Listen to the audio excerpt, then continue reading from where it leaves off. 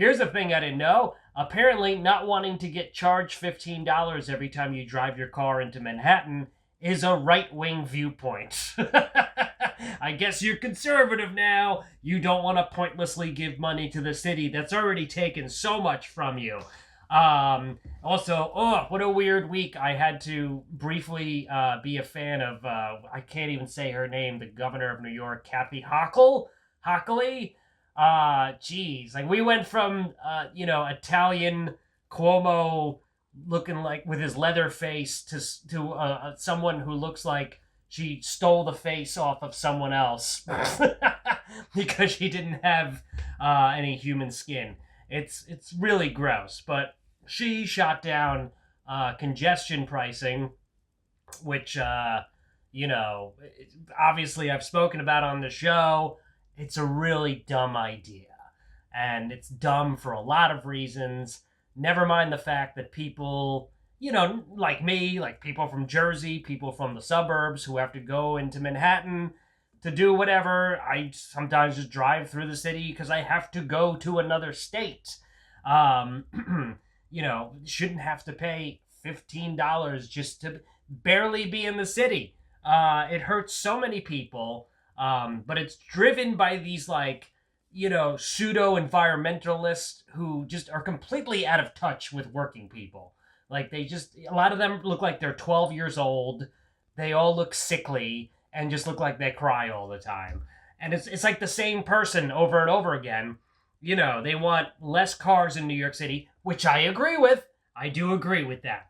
I'm 100% on board with that. There are too many people. But the problem isn't that these people who work in New York City and have to drive through New York City. It's not their fault. It's the fact that real estate developers look at New York City, which is, there's no more room. And they're like, yeah, we'll find room for like another million more people. Stop.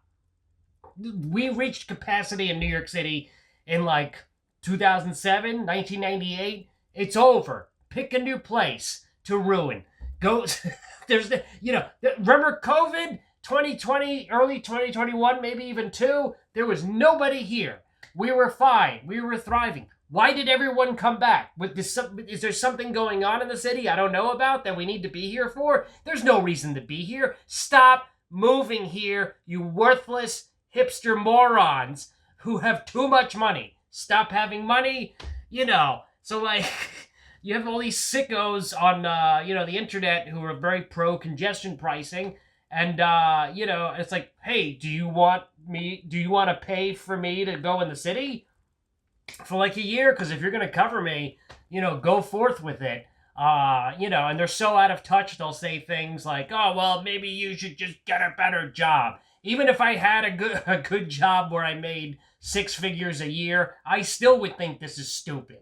It's really so utterly ridiculous. Then what about the people who live in Manhattan within the zone where congestion pricing would be taking place? Every time they got in their car and moved it, would they just automatically get charged $15? Like, oh, I gotta move it for alternate side parking.